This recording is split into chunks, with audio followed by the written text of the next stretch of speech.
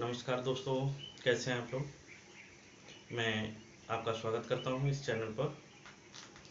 जैसा कि हम लोगों को पता है, इस चैनल पर ज्योग्राफी की एक सीरीज चल रही है, वर्ल्ड ज्योग्राफी।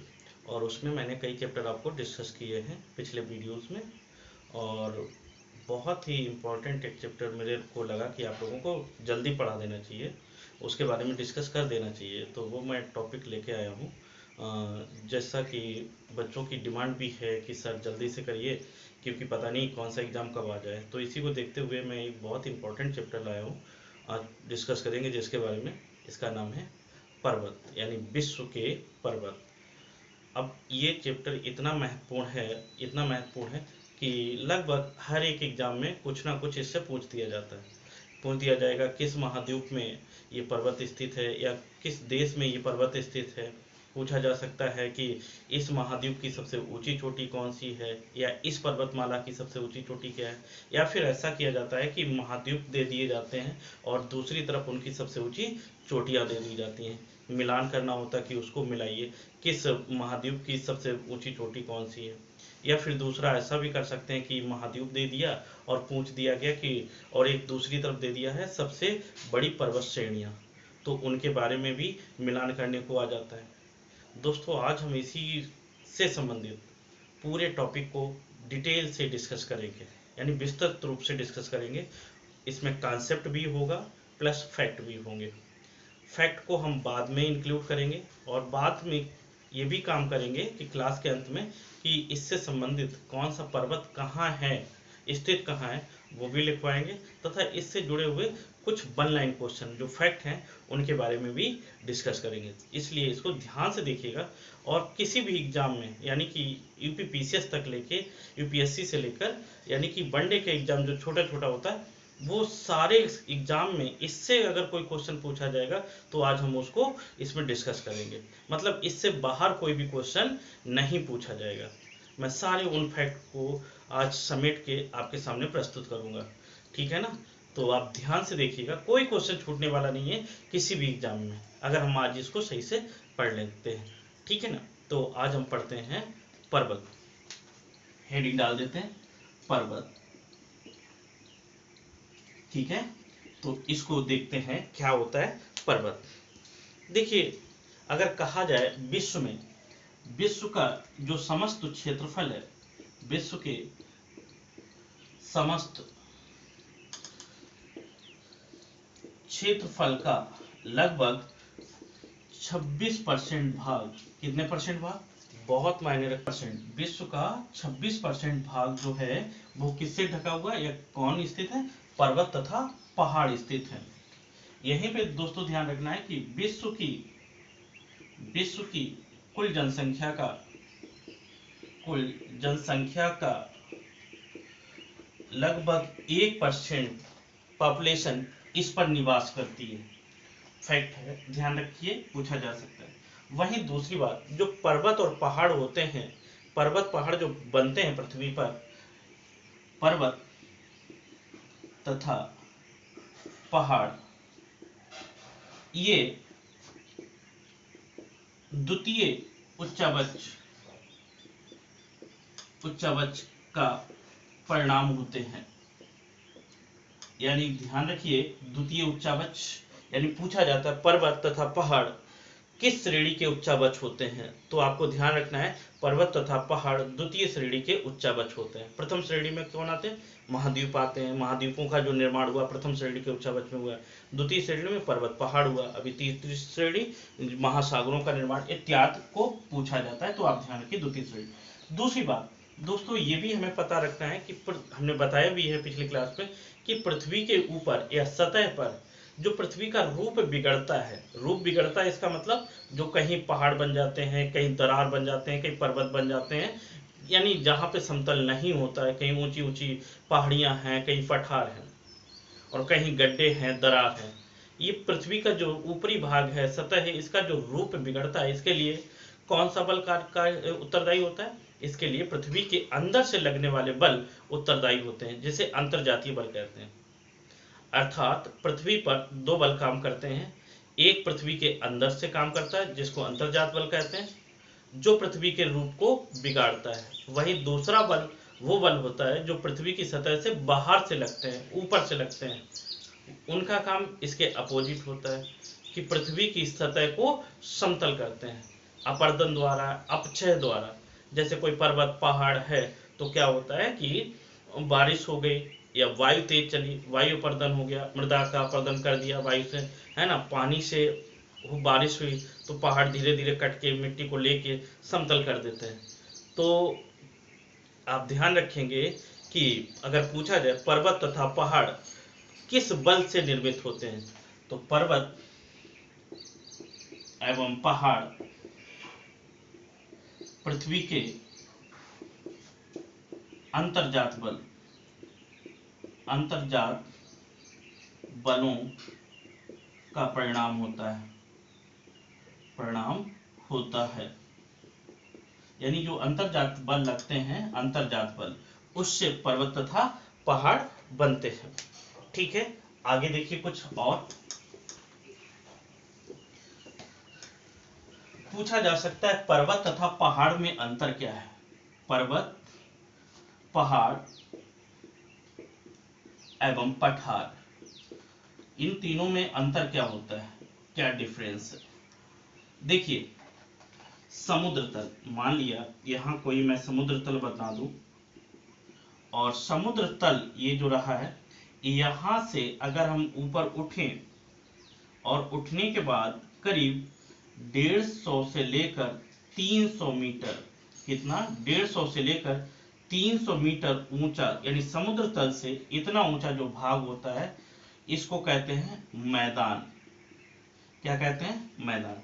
यानी समुद्र तल से 150 से लेकर 300 मीटर की ऊंचाई पर समतल भूभाग को क्या कहते हैं? मैदान कहते हैं।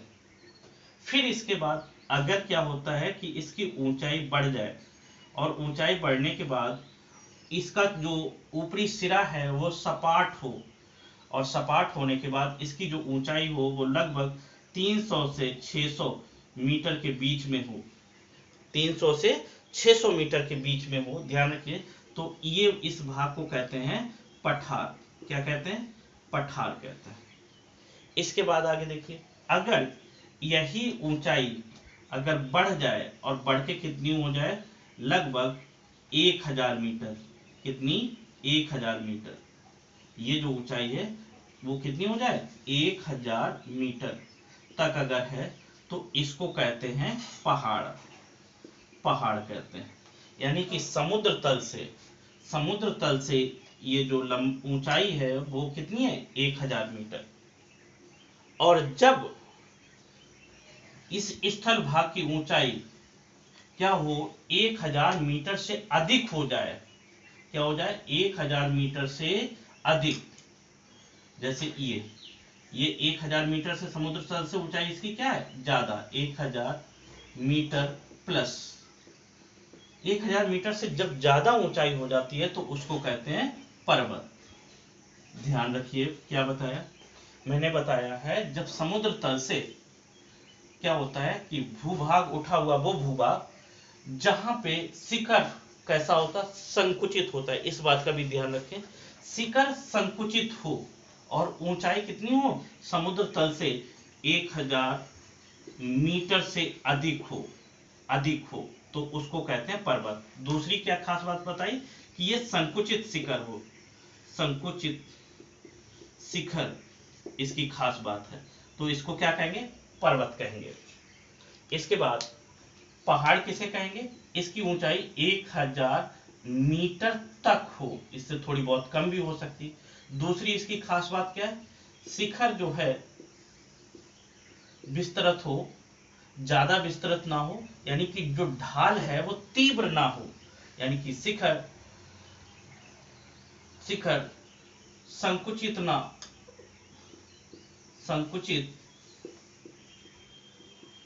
नहीं। और दूसरा क्या खास बात है कि इसकी खास बात है तीव्र ढाल ना होना, तीव्र ढाल ना होना। और जबकि पर्वत में क्या होता है, यहाँ पे तीव्र ढाल होता है। ठीक है, वहीं अगला देखें, अगर हम पठार की बात करें तो पठार किसे कहते हैं? वह उठा हुआ भूभाग जिसका शिखर नहीं होता है, शिखर नहीं होता है, और ऊपरी भाग कैसा होता है? समतल होता है, लेकिन उसकी समुद्र तल से जो ऊंचाई होती है वो कितनी होती है? 600 से 300 मीटर के बीच में वो पठार कहलाते हैं। लेकिन दुनिया में कुछ पठार ऐसे भी हैं जो जिनको समुद्र तल से नीचे भी हैं, यानी समुद्र का जो तल है उससे भी नीचे, लेकिन जनरली जो होते हैं वो ये, इसको हम पठार की कैटेगरी में रखते हैं। और मैदान क्या होते हैं? 150 से लेकर 300 मीटर ऊंचाई, कहां से? समुद्र तल से। समुद्र तल से इतनी ऊंचाई पर समतल भूभाग को क्या कहते हैं? मैदान कहते हैं। तो अगर पूछा जाए पर्वत, पहाड़, पठार, मैदान, इनमें अंतर क्या है, तो हमें बिल्कुल कंफ्यूजन नहीं करना है, कंफ्यूज नहीं होना है। देखिए एक एक को फिर से मैं रिपीट कर देता हूं जल्दी से, है ना। किसे क्या कहते हैं? यहां से देख लीजिए, देखिए क्या है। सबसे पहले अगर हम मैदान की बात करें तो मैदान में क्या बताया कि ऊंचाई कितनी होनी चाहिए समतल से? 150 से 300 मीटर, और कैसा होना चाहिए? समतल होना चाहिए। समतल, ये क्या कहलाता है? मैदान कहलाता है। ये दूसरा है पठार। पठार क्या बताया? इसकी ऊंचाई कितनी होनी चाहिए? 300 से 600 मीटर, और ऊंचाई वो समुद्र तल से। दूसरा, ये शिखर का अभाव हो, शिखर नहीं होता है, शिखर का अभाव होता है, और ऊपरी भाग समतल होता है, ऊपरी भाग समतल हो, क्या कहलाता है? पठार कहलाता है। पहाड़ क्या होते हैं? पहाड़ वो होते हैं, पहाड़ किसे कहते हैं? जिनका ऊंचाई कितनी होती है? 1000 मीटर तक होती है, समुद्र तल से 1000 मीटर तक, और उससे कम भी हो सकती है। और इनका जो शिखर होता है, शिखर ज्यादा पीक नहीं होता, संकुचित नहीं होता, संकुचित नहीं होता है। और दूसरा है इसकी खास बात कि ये जो ढाल होता है, ढाल इसकी तीव्र नहीं होती है, तीव्र नहीं, ठीक है। ये हो गया हमारा क्या? पहाड़। और इसके बाद पर्वत तो आपने देख लिया क्या, कि पर्वत 100 मीटर से अधिक ऊंचाई हो, संकुचित शिखर हो, और तीव्र ढाल हो, ठीक है। ये सभी में अंतर हो गया, बहुत ध्यान से इसको समझते जाइएगा। कोई कंफ्यूजन हो कमेंट में करिएगा, मैं क्लियर करूंगा। थोड़ा तेज चलते हैं, ओके। चलिए अब आगे हम बात करते हैं कि पर्वत होते कितने प्रकार के हैं, पर्वतों के प्रकार, ठीक है। तो पर्वत मुख्यतः 4 प्रकार के होते हैं। सबसे पहले बलित पर्वत, बलित पर्वत, इसके बाद ब्लॉक पर्वत, ब्लॉक पर्वत, इसके बाद ज्वालामुखी पर्वत, ज्वालामुखी पर्वत, और इसके बाद जो लास्ट है वो है अवशिष्ट पर्वत, अवशिष्ट पर्वत। देखिए पहले हमने पर्वत की परिभाषा पढ़ी और उस पर्वत पहाड़ पठार में अंतर देखा, उसके बाद इसके प्रकार, कितने प्रकार होते हैं? 4 प्रकार होते हैं, 4 प्रकार के मुख्यतः होते हैं, ठीक है ना। नंबर 1 बलित पर्वत, नंबर 2 ब्लॉक पर्वत, नंबर 3 ज्वालामुखी पर्वत, नंबर 4 अवशिष्ट पर्वत, ठीक है ना। अब देखिए पूरे विश्व में, भारत सहित पूरे विश्व में इन पर्वतों की भरमार है, ढेर सारे पर्वत हैं। इनके बारे में क्वेश्चन पूछा जाता है, पूछ दिया जाता है कि ये पर्वत कैसा पर्वत है, ब्लॉक पर्वत का उदाहरण है, अवशिष्ट पर्वत का उदाहरण है, या ज्वालामुखी पर्वत का उदाहरण है। क्वेश्चन ऐसे भी पूछा जा सकता है। क्वेश्चन ये पूछा जाएगा कि नवीन बलित पर्वत कौन कौन से हैं, 4 ऑप्शन दे देगा, उसमें से कोई एक अवशिष्ट का दे देगा, तो आपको टिक करना है, ठीक है ना। तो इनको पहले, सबसे पहले इनको समझना बहुत जरूरी है कि ये निर्माण के आधार पर 4 प्रकार के होते हैं, तो इनका निर्माण कैसे होता है, क्या अंतर होता है। तो सबसे पहले हम हेडिंग डाल देंगे बलित पर्वत, और इसके निर्माण की प्रक्रिया को समझते हैं। नंबर 1 बलित पर्वत, बलित पर्वत। बलित पर्वत क्या होते हैं? जैसे पता है हम सब लोगों को कि हमारी जो पृथ्वी की भूप्रपटी है वो कई चट्टानों से मिलकर बनी हुई है। किससे मिलकर बनी हुई है? कई चट्टानों से, या हम कहें दूसरे शब्दों में कि ये प्लेटों से, भिन्न भिन्न प्रकार की प्लेटों से मिलकर बनी हुई, कुछ छोटी प्लेटें हैं, कुछ बड़ी प्लेटें हैं, जो महाद्वीपीय प्लेटें होती हैं, कुछ महासागरीय प्लेटें होती हैं, ठीक है ना। इनके बारे में चर्चा करेंगे कभी। तो देखिए ये हमारी ऊपरपट्टी किससे मिलकर बनी है, प्लेटों से बनकर मिली है। अब जो प्लेटें हैं, प्लेट गति करती रहती है, जिसे प्लेट विवर्तन बोला जाता है या प्लेट संचरण बोला जाता है। 3 गतियां प्लेटें करती हैं। कौन कौन सी? अभिसारी प्लेट विवर्तन, जिसमें 2 प्लेटें एक दूसरे की तरफ आती हैं, ठीक है ना। अपसारी प्लेट विवर्तन, इसमें क्या होता है, 2 प्लेटें एक दूसरे से दूर जा रही होती।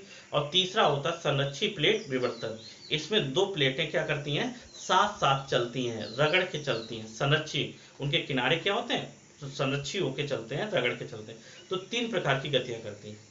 कुल मिला के हमारी प्लेटें जब गतियां करती हैं तो क्या होता है कि उससे भूपरपटी की आकृति में प्रभाव पड़ता है। देखिए क्या प्रभाव पड़ता है, जैसे बलित पर्वत की बात करें तो देखिए मान लिया 2 ये प्लेट्स हैं, एक ये प्लेट्स है और एक ये प्लेट है, और ये दोनों अभिसारी गति कर रही है। कौन सी गति कर रही है, अभिसारी। अभिसारी में मतलब क्या होता है, एक दूसरे के पास आना, जब अभिसारी गति कर रही है।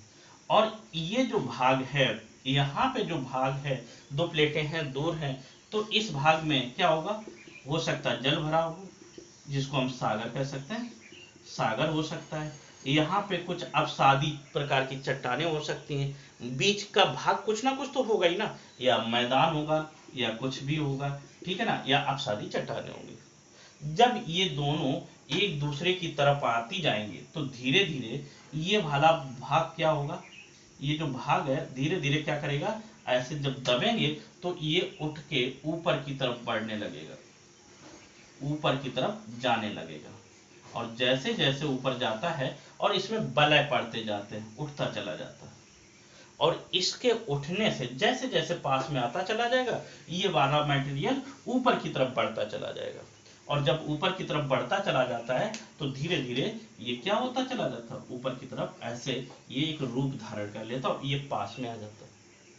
तो इससे एक सेप बन जाती है, जो बनते हैं पर्वत, और इन्हीं पर्वतों को कहते हैं बलित पर्वत।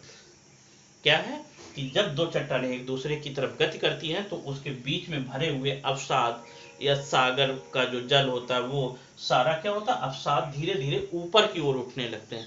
और जब ऊपर उठते जाते हैं तो क्या होता है, एक बड़ा ऊंचा भूभाग बन जाता है, जिसको ही हम पर्वत कहते हैं, जब इसकी ऊंचाई 1000 मीटर से अधिक हो जाती है। और इनका नाम दे देते हैं बलित पर्वत। कौन से पर्वत, बलित पर्वत। एक क्वेश्चन पूछा जाता है कि किस प्रकार के पर्वतों में क्या होते हैं, जीव जंतुओं के अवसाद मिलते हैं, जीव जंतुओं को अवसाद, तो वो कौन से पर्वत होते हैं, बलित पर्वत। इसमें जीवाश्म मिलते हैं, ये बहुत ध्यान रखिए, बहुत क्वेश्चन पूछा जाता है। जीवाश्म क्यों मिलते हैं भाई, क्योंकि देखिए यहाँ हो सकता है सागर है, हो सकता है मैदान, तो मैदान में मनुष्य रहता रहा होगा, सागर में जलीय जीव जंतु रहते हैं, वो मर भी जाते हैं, फिर वहां दफना दिए जाते हैं या दब जाते हैं। और धीरे धीरे जब ये जाते हैं तो मिट्टी के साथ, अवसाद के साथ वो भी ऊपर उठने चले जाते हैं और दबते चले जाते हैं, उठे हुए भाग में ऊपर पहुंच जाते हैं। जब ऊपर पहुंच जाते हैं तो फिर इसमें जीवाश्म उपस्थित बने रहते हैं। बहुत इंपॉर्टेंट पॉइंट है कि बलित पर्वतों में जीवाश्म पाए जाते हैं, ठीक है ना, तो इनको बलित पर्वत कहते हैं। अगर हम बलित पर्वत के उदाहरण कहें तो सबसे अच्छा उदाहरण हमारा हिमालय पर्वत। कौन सा पर्वत, हिमालय पर्वत। हिमालय पर्वत किस पर्वत का उदाहरण है, बलित पर्वत का। उसके बाद देखें कि राकीस पर्वतमाला। कौन सा पर्वतमाला, राकीस पर्वतमाला, ये भी बलित पर्वत का उदाहरण है। आगे देखें, ये कहाँ पड़ेगा, उत्तरी अमेरिका में। सभी लिखवाएंगे कहाँ पे है, सारे के सारे याद करने हैं आपको और बहुत अच्छे से याद करने हैं। फिंगर टिप पे होना चाहिए नॉलेज, फिंगर टिप पे, तब आप जाके एग्जाम निकाल पाएंगे। एंडीज पर्वतमाला, एंडीज पर्वतमाला, ठीक है ना, ये एंडीज पर्वतमाला का दक्षिण अमेरिका में है। आगे अगर एग्जांपल लें, एटलस, एटलस पर्वतमाला, एटलस पर्वत कहाँ पे, अफ्रीका, उत्तर पश्चिमी भाग में एटलस पर्वत, अफ्रीका। तो ये सारे कैसे उदाहरण हैं आपके, ये सारे बलित पर्वत के उदाहरण हैं। देखिए बलित पर्वत जो देखेंगे, खासकर इसकी खास बात ध्यान रखिए, ये कहाँ पे बनेंगे, अगर वर्ल्ड मैप आप देखना कभी, तो ये राकीस पर्वतमाला जो है दक्षिण अमेरिका के पश्चिमी भाग में है, ठीक है, चिली के पास में, पूरा चिली जो है उसको लिए हुए ऊपर से लेकर नीचे तक, तो एंडीज पर्वतमाला है। वहीं राकीज पर्वतमाला देखें तो ये उत्तरी अमेरिका के, ये कहाँ पे, पश्चिमी भाग में, ठीक है ना। और अगर एटलस को देखें तो भी ये अफ्रीका महाद्वीप के उत्तर पश्चिमी भाग में है। और वहीं हिमालय को देखें तो ये क्या है, इंडो ऑस्ट्रेलियन प्लेट तथा यूरेशियन प्लेट के मध्य में है। मैं बताना ये चाहता हूं कि जहां जहां ये पर्वत बने हुए हैं वहां अब सारी प्लेट विवर्तन हो रहा है। जैसे प्रशांत प्लेट तथा दक्षिणी अमेरिकन प्लेट टकरा रही तो राकीज पर्वतमाला, प्रशांत प्लेट और उत्तरी अमेरिकन प्लेट टकराती है तो राकीज पर्वतमाला। इसके बाद अफ्रीकन प्लेट और यूरोपियन प्लेट जब टकरा रही है तो उससे एटलस पर्वतमाला, और रशियन प्लेट या एशियन प्लेट और इधर से जो गई है इंडो ऑस्ट्रेलियन प्लेट, ये जब टकरा रही है तो हिमालय का निर्माण। यानी कि प्लेटों के विवर्तन जहां हो रहे हैं, और वो भी कौन सा विवर्तन, अभिसारी प्लेट विवर्तन, तो मुख्यतः वहीं पे ये पर्वत बनते हैं, बलित पर्वत। समझने का बहुत अच्छा, आपको इससे समझ सकते हैं, ठीक है ना। तो जहां जहां प्लेट अभिसारी हो रहा वहां पे ये बन रहे होते हैं, ठीक है, समझ में आया। चलिए अब आगे देखते हैं, कई सारी और भी बात करेंगे। अगला देखते हैं, ब्लॉक पर्वत। क्या है, ब्लॉक पर्वत। ब्लॉक पर्वत क्या होते हैं, समझिए, ऐसे समझिए, मान लीजिए कोई ये भूपर्पटी है, ये भूपर्पटी है और यहाँ पे एक प्लेट है, और इस प्लेट में क्या होता है, अपसारी प्लेट विवर्तन होता है। अपसारी प्लेट विवर्तन, अपसारी मतलब एक दूसरे की दूसरी तरफ खींचती है। ये प्लेट में एक टेंशन लग रहा है, खिंचाव लग रहा है, एक खिंचाव लग रहा है इधर की तरफ, और ये हम बना देते हैं, इसको लिख देते हैं प्लेट। प्लेट का मतलब आप समझ रहे होंगे, भूपर्पटी में जो स्थित प्लेट है, एक बल उधर की तरफ लग रहा है, दूसरा बल इधर की तरफ लग रहा है, दो बल कार्य कर रहा है इस पे। तो क्या होगा, कुछ समय बाद जाहिर सी बात है कि इस प्लेट में क्या होगा, यहां से ये टूट जाएगी। हो सकता है एक जगह से टूटे, अलग हो जाए, हो सकता है दो जगह से टूटे।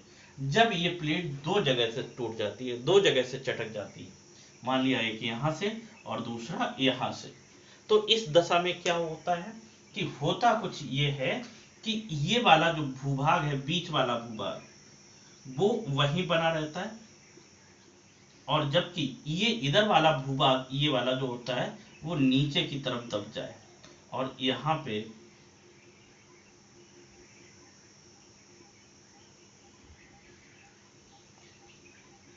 ठीक है, ये वाला भूभाग नीचे की ओर दब गया, ये नीचे की ओर दब गया। अब देखिए ये वाला जो उठा हुआ भूभाग, ये जो वही बना रहा, ये पोर्शन नीचे दब गया, और ये भी पोर्शन कहाँ दब गया, नीचे दब गया। अब जब नीचे दब गया तो यहाँ पे अगर कोई खड़ा होगा व्यक्ति, या यहाँ से देखेंगे तो ये वाला भाग कैसा दिखाई पड़ेगा, उठा हुआ भाग दिखाई पड़ेगा। यानी कि यहाँ से ये लगेगा, या यहाँ से ये लगेगा कि ये देखो मैदान है, और ये क्या है, पर्वत है। यहाँ से भी लगेगा कि ये ऊंचा है, तो ऊंचा भाग क्या हो गया, पर्वत हो गया। जबकि ये भाग स्थिर रहा है, ये तो स्थिर रहा, ये सिर्फ नीचे की तरफ दबे हैं दो सिरे।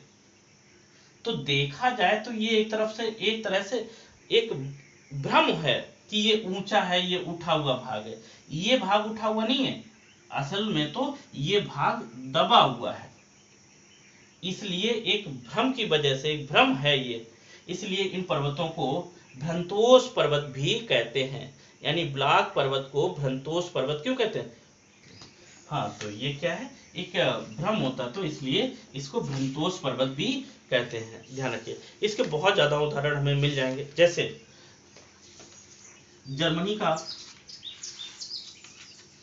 ब्लैक फॉरेस्ट, देखिए ब्लैक फॉरेस्ट मतलब कोई जंगल नहीं, ये ब्लैक फॉरेस्ट क्या है, एक पर्वत है। अब भारत में ही आ जाइए, अगर हम भारत में देखें तो ये जो अपने विंध्याचल, सतपुड़ा एवं विंध्याचल, ये भी किसके उदाहरण है, ये भी ब्लॉक पर्वत के उदाहरण है, ठीक है ना। आगे आ जाए, सियरा नेवादा अमेरिका,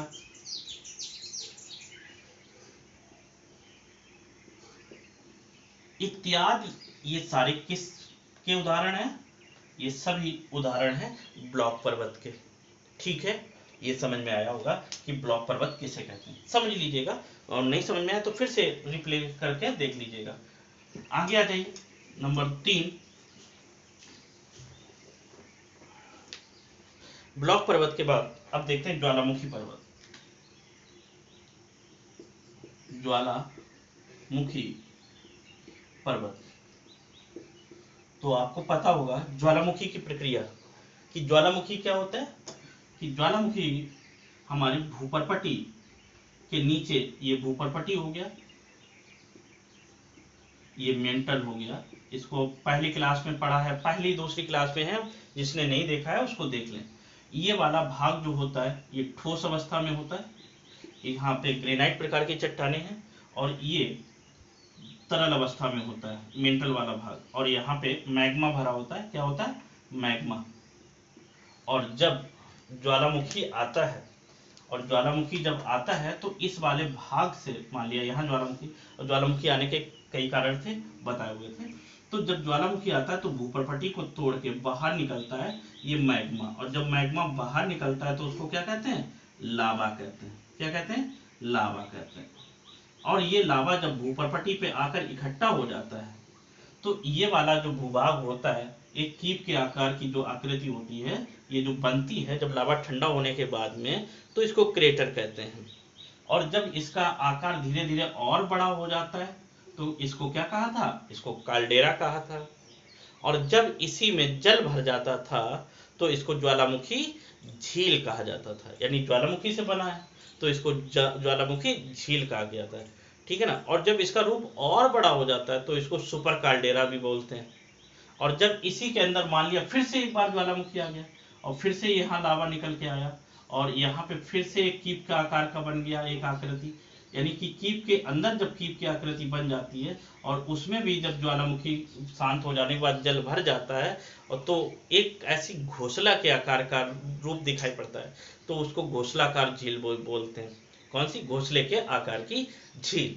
तो ये हमने बताया। तो देखिए ज्वालामुखी से जब ये बना हुआ है तो इसके हम नाम ज्वालामुखी से ही रखते हैं, ज्वालामुखी झील, ज्वालामुखी काल्डेरा, ये वो। तो जब ये ऊंचा भाग बन जाता है और इसकी ऊंचाई 1000 मीटर से ऊपर हो जाती है तो इसी को हम कह देते हैं ज्वालामुखी पर्वत। ज्वालामुखी पर्वत। और जब इसकी ऊंचाई 1000 मीटर से कम रहे तो हम इसको क्या कहेंगे, ज्वालामुखी पहाड़। सिंपल सा। यानी कि फिर से देख लीजिए, क्या ज्वालामुखी प्रक्रिया के दौरान पृथ्वी के अंदर से निकले हुए लावा जब पृथ्वी की सतह पर आके ठंडा हो जाता है और उसका आकार ऊंचा बन जाता है एक पर्वत की तरह से, तो ऐसे बने पर्वत को ज्वालामुखी पर्वत कहते हैं। ठीक है ना। इसके कई उदाहरण हैं, जैसे किलीमंजारो पर्वत। ठीक है ना। किलीमंजारो पर्वत अफ्रीका में, तंजानिया में जो स्थित है, अफ्रीका महाद्वीप के, वो दुनिया का मतलब देखा जाए अफ्रीका महाद्वीप का सबसे ऊंचा ज्वालामुखी पर्वत है। इसके बाद फ्यूजियामा। फ्यूजियामा ज्वालामुखी भी है, शांत ज्वालामुखी है, और उस शांत ज्वालामुखी हो जाने से जो लावा ने ऊपर पर्वत का रूप ले लिया उसको फ्यूजियामा पर्वत भी कहते हैं। ठीक है ना। इसी के बाद माउंट पोपा, ये भी है ऐसे ही ज्वालामुखी पर्वत जो कि ज्वालामुखी से बना हुआ है। इसके बाद ऐसे कई एक एग्जाम्पल आपको अभी लिखाएंगे, तो ये सारे एग्जाम्पल किस में आएंगे, ज्वालामुखी पर्वत में। ज्वालामुखी पर्वतों का निर्माण कैसे होता है, वो ऐसे होता है ज्वालामुखी की प्रक्रिया के दौरान होता है। ठीक है ना। इनको ज्वालामुखी प्रक्रिया लिखना चाहें तो आप लिख सकते हैं, किलीमंजारो पर्वत, ये कहाँ है, अफ्रीका महाद्वीप के तंजानिया में, जानिया। इसके बाद आप एंडीज पर्वतमाला की एंका कागुआ, कागुआ, ये भी ज्वालामुखी पर्वत का। फ्यूजियामा पर्वत, माउंट पोपा, ये सारे किस चीज के उदाहरण हैं आपके सामने, ये सारे ज्वालामुखी पर्वतों के उदाहरण हैं। ठीक है, आगे समझेंगे। चलिए अगला देखते हैं, 4th नंबर।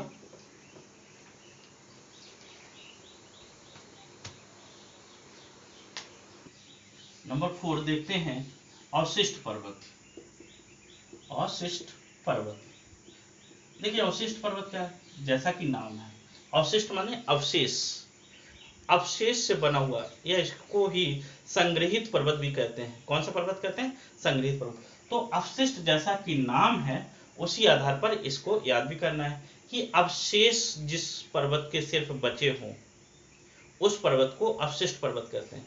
यानी ऐसा पर्वत जो बहुत पुराने हैं, सबसे प्राचीन पर्वत हैं, लेकिन उन पर्वतों पे क्या हुआ कि धीरे धीरे बहिर्जात बल, बहिर्जात बल क्या काम करते हैं कि उबड़ खाबड़ जमीन को समतल करने का काम करते हैं। बहिर्जात बल के कारण यानी कि वायु अपर्दन तथा जल अपर्दन द्वारा अपक्षय तथा अपर्दन की क्रिया से वो धीरे धीरे कट गए हैं, छट गए हैं, वो समाप्त होने लगे हैं धीरे धीरे, उनके सिर्फ अब अवशेष बचे हुए हैं। यानी कि यहाँ थोड़ा लिख दें, अपक्षय तथा अपर्दन जैसी क्रियाओं के कारण पुराने पर्वतों के सिर्फ जो अवशेष बचे हैं उन्हें क्या कहते हैं, उन्हें ही अवशिष्ट पर्वत कहते हैं। ये सतत नहीं होते, दूसरी बात ये सतत नहीं होते हैं, सतत नहीं होते हैं, रेगुलर नहीं होते। समझिए कैसे, मान लिया कि कोई एक रेंज है, पर्वत श्रेणी है, जैसे यहाँ से आ गई, फिर यहाँ खत्म हो रही है, धीरे धीरे फिर थोड़ा ऊपर हुई, फिर यहाँ खत्म हो गई, फिर यहाँ थोड़ा, तो धीरे धीरे ऐसे। अगर ये पृथ्वी का भूभाग है तो ये पहले तो प्राचीन समय में तो बहुत ऊंचे थे, बहुत ऊंचे ऊंचे थे, लेकिन मृदा अपर्दन, वायु अपर्दन, अपक्षय की क्रिया ने इनको धीरे धीरे क्या कर दिया, इनको धीरे धीरे काट दिया। तो काट देने से के बाद मिट्टी को क्या किया, मैदानों की तरफ बहा के ले गई, नदियां मिट्टी को बहा के ले गई, वायु के द्वारा मिट्टी को बहा के ले गए। तो ऐसे क्या हुआ, अब ये इनकी ऊंचाई बहुत कम रह गई है, इनके अवशेष मात्र ही रह गए हैं, इसलिए इन पर्वतों को अवशिष्ट पर्वत कहा जाता है। ठीक है ना, ये सबसे पुराने पर्वत होते हैं। जैसे सबसे पुराना दुनिया का या एग्जाम्पल अच्छा है, भारत में अरावली पर्वतमाला, अरावली पर्वत, ये कैसे पर्वत का उदाहरण है, अवशिष्ट पर्वत का उदाहरण। जैसे उत्तरी अमेरिका का ले लीजिए, पूर्वी भाग में अपलेशियन पर्वत, अपलेशियन पर्वत किसका उदाहरण है, इसी का उदाहरण।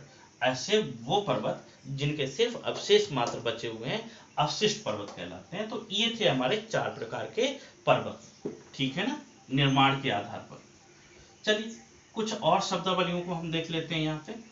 जैसे कि पूछा जाता है, क्या पूछा जा सकता है, पूछा जा सकता है कि पर्वत कटक, कटक ये क्या होता है, पूछा जा सकता है। पर्वत श्रेणी, पर्वत श्रेणी क्या होता है। दूसरा पर्वत श्रृंखला, पर्वत श्रृंखला। पूछा जा सकता है कि पर्वत वर्ग, पर्वत वर्ग ये क्या होते हैं। जल्दी से देख लेते हैं इनके बारे में कि ये क्या होते हैं। सबसे पहला है कि पर्वत कटक। पर्वत कटक क्या होते हैं, कोई ऐसा पर्वत जिसमें एक तरफ तीव्र ढाल हो और दूसरी तरफ मंद ढाल हो। क्या मैंने बताया, कोई ऐसा पर्वत जिसमें एक तरफ तीव्र ढाल हो और दूसरी तरफ मंद ढाल हो, तो पर्वत कटक कहलाता है। जैसे एक ये कोई पर्वत है, क्या है, पर्वत है। अब देखिए इधर वाला ढाल कैसा है, तीव्र, तीव्र ढाल है, और दूसरी तरफ कैसा ढाल है, मंद ढाल है। तो ये भाग क्या कहलाएगा, पर्वत कटक कहलाएगा। सिंपल सा है। जैसे अगर हम बात करें भारत के पश्चिमी घाट पर्वतमाला, जो पश्चिमी घाट पर्वतमाला है या राकी पर्वतमाला का पश्चिमी भाग, तो ये क्या है, ये भाग बिल्कुल ही कटे हुए भाग हैं। बिल्कुल इनका ढाल जो कैसा है, तीव्र ढाल है, तो ये क्या कहलाएंगे, पर्वत कटक कहलाएंगे। समझ में आ गया होगा। दूसरा, आगे आ जाइए, पर्वत श्रेणी। पर्वत श्रेणी कैसे कैसे कहते हैं, ऐसे पर्वतों का एक समूह, ऐसे पर्वतों का समूह जो एक ही समय में बने हों, एक ही युग के हों, एक ही युग में बने हों, एक ही समय में बने हों। जैसे कई एक पर्वत श्रेणियां हैं, मतलब कई एक पर्वत श्रेणी, चोटी, शिखर, कई एक घाटियां हैं, कई शिखर हैं, कई चोटी हैं, कई घाटियां हैं, कई दर्रे, और ये जो शिखर बने हुए हैं एक लंबी सी इनसे श्रृंखला बन जाती है। लेकिन इसकी खास बात याद रखिए, एक ही युग में निर्माण हुआ हो, तो इसको कहते हैं पर्वत श्रेणी। क्या कहते हैं, पर्वत श्रेणी। जैसे हिमालय, हिमालय क्या है, पर्वत श्रेणी है। राकीश पर्वतमाला, राकीश पर्वतमाला भी एक श्रेणी में आता है। ठीक है ना, याद रखेंगे। यानी एक ही युग में पर्वतों की कई एक शिखर, घाटी, इनके समूह को क्या कहते हैं, पर्वत श्रेणी कहते हैं। पर्वत श्रृंखला किसे कहते हैं, ये बिल्कुल इसका अपोजिट है। ये भिन्न भिन्न युग में, भिन्न भिन्न युग में जब कई पर्वतों का निर्माण होने से एक जो श्रृंखला जैसी बन जाए, जिसमें कई शिखर हो, कई चोटी हो, कई घाटियां हो, लेकिन युग कैसा हो, भिन्न भिन्न युग, कुछ अभी बने, कुछ बाद में बने, कुछ उससे पहले बने, तो ऐसी जो श्रृंखला होती है उसको कहते हैं पर्वत श्रृंखला। याद रखें, इसमें जो पिन पॉइंट है वो ये है, भिन्न भिन्न। जैसे अपलेशियन पर्वत, वो इसी पर्वत श्रृंखला का ही उदाहरण है। आगे आ जाइए, पर्वत वर्ग किसे कहते हैं, पर्वत वर्ग। देखिए पर्वत वर्ग क्या होता है कि जब कई पर्वत और चोटियां मिलके क्या करती हैं, एक ऐसे एक गोल भाग बना लेते हैं, यानी कि गोलाकार आकृति बना लेते हैं, तो उसको बोलते हैं पर्वत वर्ग। यानी पर्वत चारों तरफ से स्थित है, चोटियां स्थित हैं, और बीच का भाग मैदानी भाग है, तो ऐसे भाग को क्या कहते हैं, ऐसे जो बना हुई है आकृति होती है उसको हम पर्वत वर्ग कहते हैं। ठीक है ना, तो ये आपको शायद समझ में आया होगा। पर्वत कटक, पर्वत श्रेणी, पर्वत श्रृंखला और पर्वत वर्ग, तथा पर्वतों के निर्माण की प्रक्रिया के आधार पर उनके 4 प्रकार। कौन कौन से प्रकार मैंने बताया पर्वतों के, ब्लॉक पर्वत, ठीक है, इसके बाद मैंने ज्वालामुखी पर्वत, अपशिष्ट पर्वत, तथा एक और पर्वत बताया था, कौन सा, अपशिष्ट पर्वत, ब्लॉक पर्वत और बलित पर्वत। यस, तो ये 4 प्रकार के पर्वत हो गए, उनके निर्माण की प्रक्रिया आपने समझी होगी और ये समझे। चलिए यहाँ पे ही क्लास को ऑफ करते हैं, और अगली क्लास में मैं इसी से संबंधित महत्वपूर्ण प्रश्न तथा कौन सा पहाड़ कहाँ स्थित है, किस महाद्वीप की कौन सी सबसे ऊंची चोटी है, किस महाद्वीप की कौन सी सबसे लंबी श्रृंखला है, बहुत जल्दी अभी आपके सामने प्रस्तुत करूंगा। तो तब तक के लिए नमस्कार, थैंक यू।